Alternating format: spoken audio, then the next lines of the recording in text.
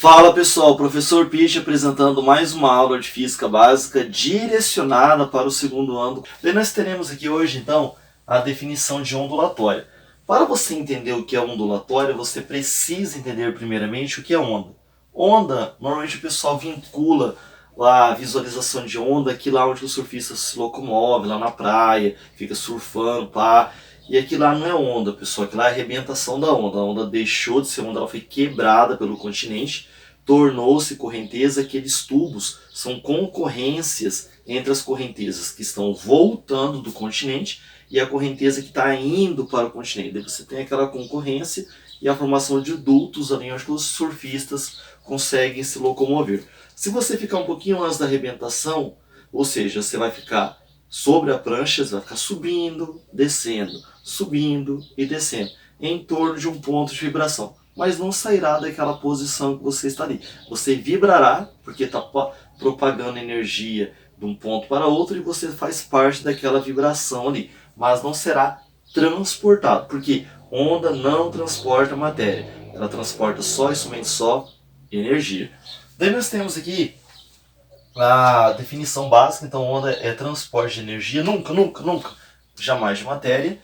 E as ondas ela tem duas naturezas, né, que vamos chamar aqui de natureza. Ela tem a natureza mecânica, que são aquelas ondas que precisam de um meio material para se propagar. Nós podemos citar um dos exemplos, o som. O som é uma onda mecânica, ele precisa de um meio material para se propagar. Ou sólido, ou líquido, ou gasoso. Não tem nenhum desses três meios, o som não se propaga. Então o som não se propaga no vácuo. As ondas eletromagnéticas são aquelas ondas que se propagam em meios materiais, mas se não tiver os mesmos, ela continua se propagando do mesmo jeito. Um dos exemplos que nós podemos citar aqui é a luz. A luz ela se propaga em meios materiais sólido, líquido e gasoso, mas ela também tem a capacidade de se propagar no vácuo. O vácuo é um local sem meios materiais, sólido, líquido e gasoso. E a onda tendo capacidade de se propagar no vácuo, daí nós temos uma onda eletromagnética. Daí nós temos também a classificação das ondas com relação aos tipos e seu caráter vibracional. Aqui eu trouxe três exemplos, né? A onda transversal, que também é chamada de onda senoidal, ela tem essa vibração que lembra uma cobrinha, né? Essa daqui é chamada de onda transversal. É comum em cordas, né? E detalhe, todas as ondas eletromagnéticas que nós estudaremos, que são 7 aqui no segundo ano, são ondas transversais. E as ondas longitudinais, que elas vibram e se propagam na mesma direção, que seriam ondas em molas ou as ondas sonoras. Para você trabalhar com a questão de simbologia no seu material, a onda transversal será simbolizada assim. Vamos supor que aqui representa, ó, essa seta para a direita representa a propagação, e essa seta com ponta dupla aqui, ela representa a vibração. Então o V representa a vibração, o P propagação. Então o que seria uma onda transversal? É quando a vibração é perpendicular à propagação, ou seja, forma entre si um ângulo de 90 graus. A onda longitudinal, que seriam as ondas sonoras, ondas em molas ou gases, ela tem a propagação, vamos supor que isso aqui é a propagação, aqui é uma seta, e a vibração na mesma direção, ou seja, ou na horizontal, ou na vertical, ou na diagonal. Então quando elas têm esse caráter de propagação e vibração na mesma direção, ela é chamada de longitudinal. E o ângulo aqui entre elas depende do que você está analisando com relação à vibração, tá bom? Mas você tem que saber que elas têm a mesma direção. Então, onda longitudinal vibram e se propagam na mesma direção, transversal vibra perpendicularmente à propagação. As ondas em líquidos, elas terão o caráter transversal e o caráter longitudinal. Então, como que você irá simbolizar a onda transversal? Que seria as ondas em líquidos, né? Vamos supor que você tem um líquido, você joga uma pedrinha aqui, vai formar aqui, ó, nesse caso aqui, pelo epicentro se pontiforme, uma onda circular. Esse aqui seria, vamos supor, a propagação, e aqui você teria a vibração, tá vendo? A vibração em caráter circular e a propagação nesse caráter aqui retilíneo. Então você tem ondas transversais em cordas e todas as ondas eletromagnéticas, ondas longitudinais, ondas sonoras ou ondas em molas, e as ondas mistas, que seriam as ondas em líquidos, tudo bem? Então aqui nós temos essa breve introdução. Nós temos também outras condições que você precisa saber com relação às ondas, que é com relação à análise dimensional da mesma, tudo bem? Então vamos imaginar que você tenha aqui uma corda, e você tem nessa corda a propagação de um pulso, tudo bem? Essa onda, que a frente de onda dela é um ponto, tudo bem? Ela é chamada de onda pontiforme, porque a frente de onda dela é um ponto. Peraí, professor, o que é frente de onda? Frente de onda é a fronteira da região que já foi atingida e a da região que vai ser atingida. Então esse pontinho aqui, ó, ele está fazendo a separação da região que já foi atingida pela onda e a região que vai ser atingida. Então ele é chamado também de frente de onda, tudo bem? Que é a fronteira. Ou nesse caso aqui, como a frente de onda aqui ela será simbolizada por um ponto, ela é chamada também de pontual, tudo bem? Pontual, ou seja, a frente de onda dela é um ponto. Essa onda aqui, como a predominância dela ocorre numa única dimensão, já que as dimensões espaciais são comprimento, largura, altura ou espessura. Então essa onda aqui ela é chamada de unidimensional. Então toda vez que você tiver esse caráter de onda unidimensional, você tem que saber que seriam as ondas em cordas, que a frente de onda é um ponto, também chamado de onda pontual, e nesse caso aqui a frente de onda é a fronteira da região que já foi atingida e da região que vai ser atingida. Quando você trata de ondas, vamos supor, em líquidos, né? Daí você tem aqui, ó, vamos supor que uma pedrinha você jogou no líquido, daí formou aqui, ó, ondas circulares. Daqui você, como tem uma onda circular, você tem aqui o raio da onda, que formam com as frentes de onda o ângulo de 90 graus, tudo bem? O raio começa no epicentro e sempre forma com as frentes de onda o ângulo de 90 graus. Nesse caso aqui, a frente de onda, ó, é essa última linha aqui, que é representada por uma linha. Lembrando que frente de onda é a fronteira da região que foi atingida e da região que já vai ser atingida, tudo bem? Então aqui é a frente de onda. Toda vez que você tiver uma onda que ela tem a propagação tanto no comprimento quanto na largura, que nem nesse caso aqui ela ocorre em duas dimensões, ela é chamada de bidimensional. Então nesse caso aqui, essa onda é chamada de bidimensional. E você tem que tomar um certo cuidado que em líquidos você terá dois tipos de ondas. Você terá essa daqui, que é circular, porque o epicentro é um ponto.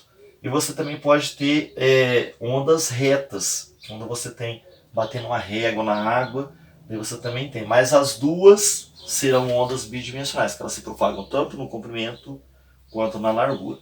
E as ondas bidimensionais seriam as ondas em líquidos normalmente. E nós temos aquela frente de onda que é o seguinte, você tem aqui, ó, ao invés de ser um ponto, que é uma onda unidimensional, uma linha, ou uma representação disso, que é uma onda bidimensional, você tem aqui frente de onda, que é uma superfície,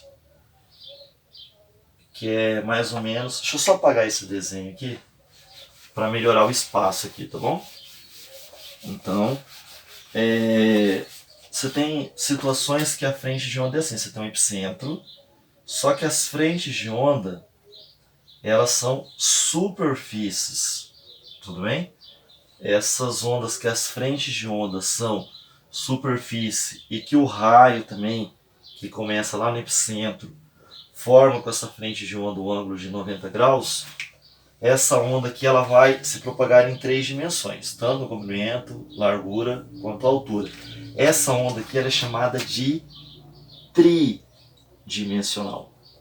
Então toda vez que você ouvir falar de uma onda que se propaga em 3 dimensões simultaneamente, ela é uma onda tridimensional, que seriam as ondas sonoras, todas, e as ondas eletromagnéticas. Todas elas são ondas tridimensionais.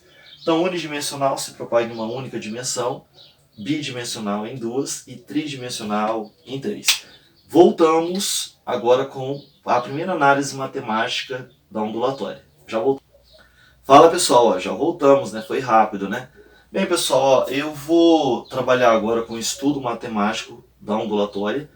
Para você trabalhar com esse estudo matemático da ondulatória, você precisa conhecer algumas grandezas físicas, até para facilitar a resolução de exercícios mais à frente. Então, quais são essas grandezas físicas que você tem que conhecer nesse processo inicial para ter segurança de trabalhar com exercícios de vários níveis lá na frente? Fácil, mediano ou difícil. As grandezas físicas são essas. A primeira delas é o período, e esse período ele é simbolizado pelo T maiúsculo, tudo bem?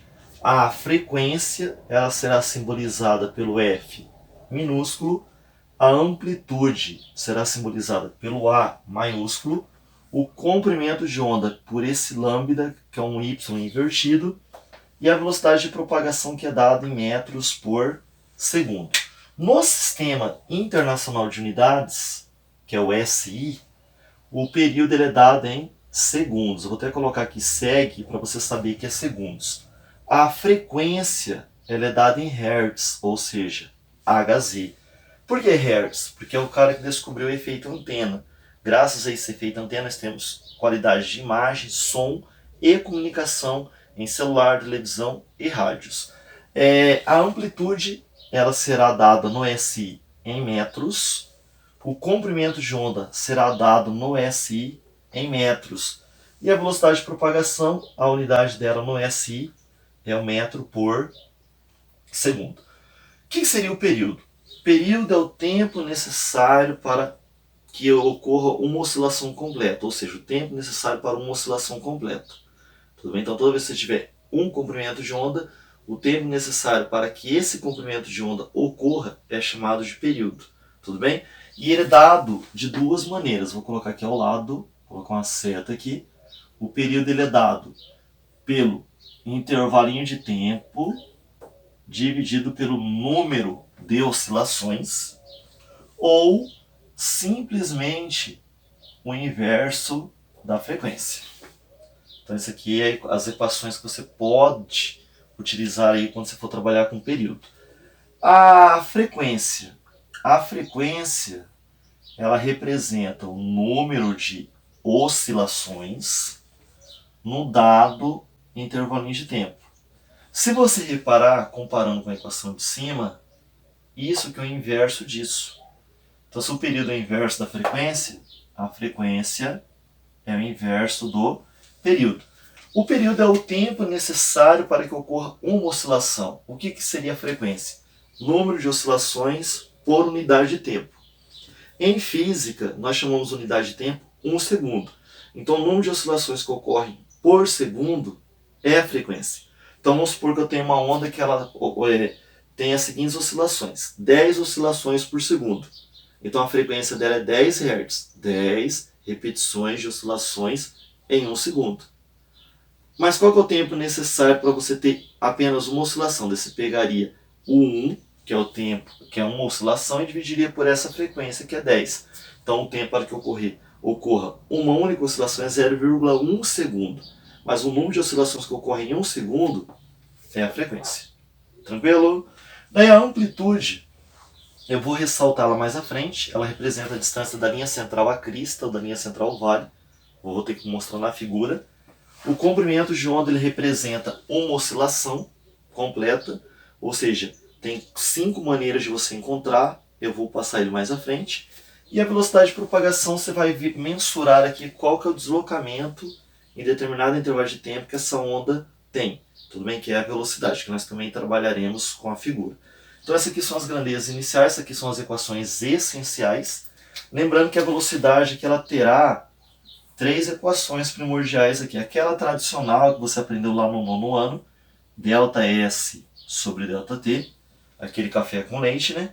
Essa daqui nós vamos colocar no lugar do ΔS, que representa deslocamento, o lambda, e no lugar do ΔT, que representa tempo, o período.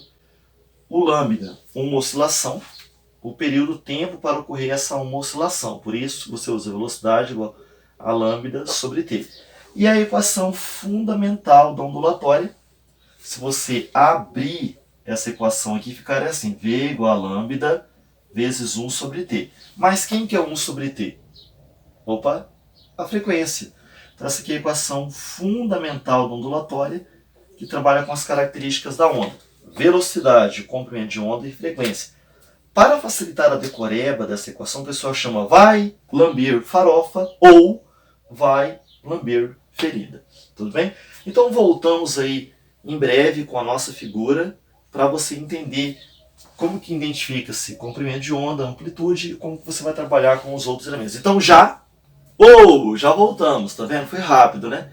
Bem, pessoal, nós trabalharemos agora com a identificação do comprimento de onda, amplitude, como que você vai achar velocidade, frequência e período dentro de uma figura pré-estabelecida, tudo bem? Lembrando que o desenho aqui vai estar fora de escala, então se tiver alguma desordem aqui no mesmo visual, é só porque está fora de escala, tá bom? Então aqui eu coloquei 3 linhas de referência. Essa daqui vai representar a linha central ou ponto de equilíbrio da onda. Seria equivalente a você ter uma corda de um violão, né? Uma única corda. Daí você começa a dedilhar a mesma, ela começa a vibrar. Ao vibrar, passa a se propagar sobre a mesma uma onda, ou seja, oscilações constantes. Nesse caso aqui, essa oscilação constante que está ocorrendo aqui, nós chamaremos de onda senoidal mais à frente. Tudo bem? Então, ó, o que acontece? Então nós temos essas 3 linhas, o nosso principal ponto aqui de referência é o ponto do meio. Essa linha, que também é chamada de ponto central, ela é chamada nos livros e nos materiais apostilhados de linha central, que seria o ponto de equilíbrio da onda. Daí, como a onda está vibrando em relação a esse ponto de equilíbrio, esse ponto aqui, que nós vamos chamar de mais alto, né? Ele é chamado de crista. Então, todos esses pontos mais elevados aqui, ó, é chamado de crista. Então, quando alguém faz sucesso na música ou em qualquer outra determinada situação, fala assim que a pessoa está vivendo a crista do sucesso. Então, em relação ao normal, ela está no máximo do sucesso do período ali. E o ponto mais baixo, ele é o oposto, né, chamado de vale. Vale e vale. Tudo bem? Tranquilo?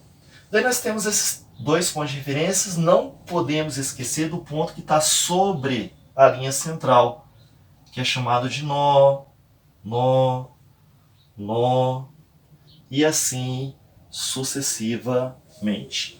A distância que corresponde à linha central à crista, tudo bem? Ou a linha central ao vale, nós chamamos de A, O, a amplitude. Ou da crista à linha central, nós chamamos também de A, O, amplitude. E aqui, amplitude, amplitude, amplitude, amplitude. Então é sempre a distância da linha central ao vale ou da linha central à crista. Tudo bem?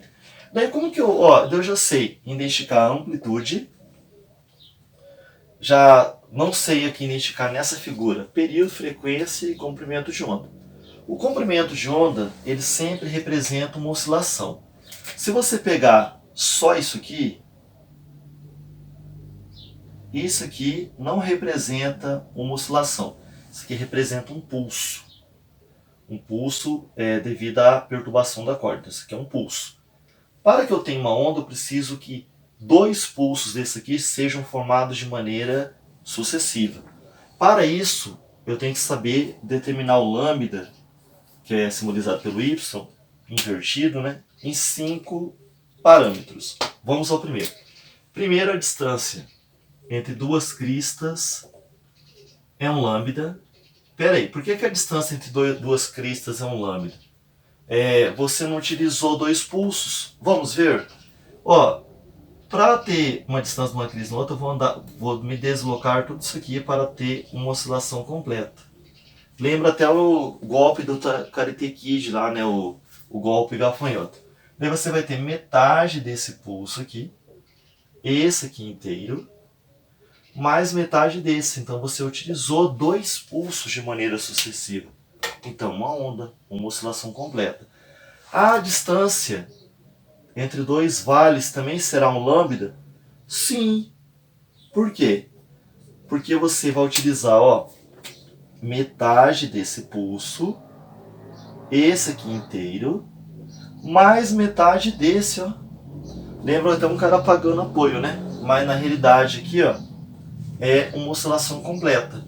Então, de uma crista a outra crista, uma oscilação completa. De um vale a outro vale, uma oscilação completa.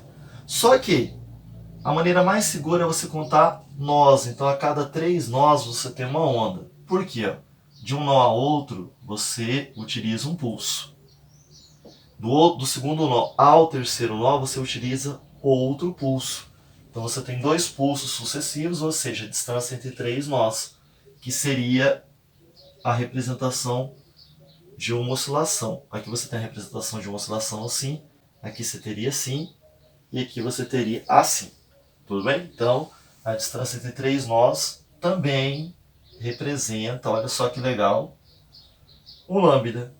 Aqui é possível você até calcular quantas ondas tem nessa figura. Vamos calcular? Vamos lá, ó. Um nó, 2 nós, 3 nós, uma onda. O primeiro nó da segunda é o último nó da primeira onda. Então vamos lá. Um nó, 2 nós, 3 nós. Ó, 2 ondas. Um nó, 2 nós, 3 nós. 3 ondas. Então nessa figura aqui, nós temos 3 oscilações. Uma oscilação, 2 oscilações, 3 oscilações. Se isso aqui ocorresse em 1 segundo, então a frequência dessa onda seria 3 Hz, ou seja, a formação de 3 oscilações por segundo. O tempo necessário para uma oscilação seria 1 dividido por 3, que é o inverso da frequência.